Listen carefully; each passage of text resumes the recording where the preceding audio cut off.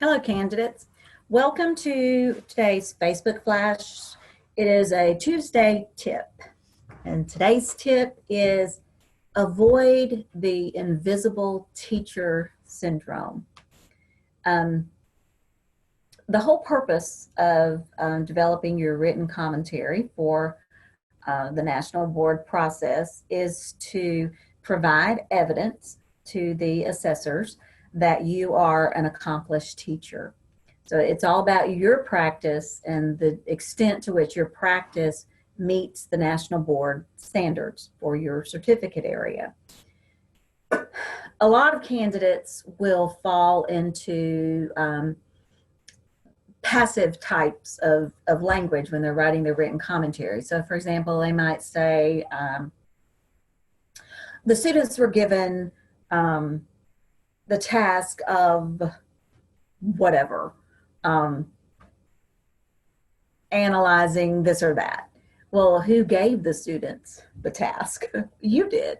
So say that I designed this task for the students. I engaged students in completing the task of whatever, and always say why.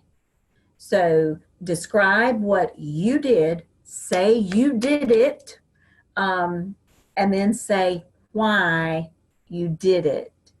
That's your analysis, and there are some reflective qualities in there too. So I have an example here that I'll show you what this does look like and what it does not look like. So remember, today's tip is don't be the invisible teacher. So avoid the invisible teacher syndrome. Here we go. And this is just a document that I put together several years ago. If you've been attending the meetings regularly, you have the document. It is chock full of tips that I've put together from my many years of experience working with candidates, and some things that I sometimes see in written commentary that are common. So patterns that I see that I don't want to see.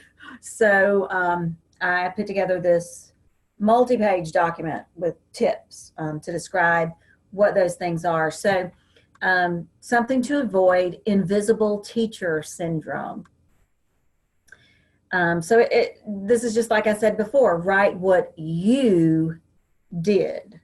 So here's a do not. Do not write this way.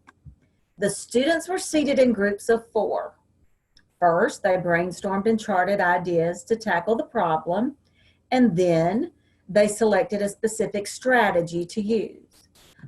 The biggest question assessors, and rightly so, would have here is, well, where's the teacher?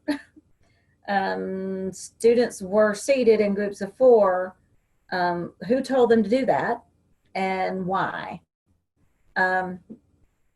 So we know what the students did, but we don't know what the teacher did, and we don't know why the students were doing this thing. So here's a better way to write. And notice that the teacher is not invisible in this example. So I'm just going to read it through for you. And notice that it's all about the teacher, what the teacher does, and why the teacher does it.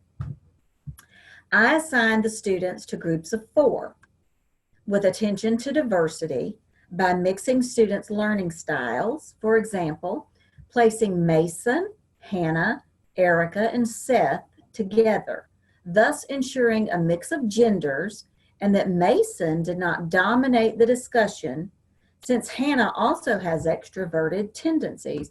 Notice how different this is, candidates, from the statement above, the invisible teacher syndrome statement. The students were seated in groups of 4. They did this, and then they did this. This is very different. I assigned the students to groups of 4. Here's who's in the group. Here's why I grouped these students together. This is giving us a picture of a teacher who really knows those students. So there's a lot of evidence of accomplished teaching here, all the reasons why. I directed each group to brainstorm ideas for solving the problem, come to a consensus on one idea, and then discuss the pros and cons of the proposed solution. I asked each group to make a chart of their ideas to share with the larger group during the peer assessment portion of the lesson, and reminded students of our group rules to ensure equal participation by all members. This is very, very teacher-centered. I mean, it's student-centered, but you know what I mean. The writing is describing and analyzing what this teacher did. So definitely it's not the invisible teacher syndrome that we had up here in the example that you shouldn't emulate, which is the students were seated in groups of 4. First, they brainstormed and charted ideas to tackle the problem, and then they selected a specific strategy to use. That's in sharp contrast to the teacher who wrote this, which, I mean, it was me, but I mean, you know, I just wrote it as an example, but it's in stark contrast to this, which is chock full of evidence of the standard, the 5 core propositions, and an accomplished practice. So that is today's tip, Tuesday tip: avoid the invisible teacher syndrome. Look through your written commentary. Anytime it says the students did this, the students did that, students were given this, students were placed in this, students were asked, get that out. There's no place for that type of language. It's I did this because, that I then did this because. In response to this action of the students, I did this because.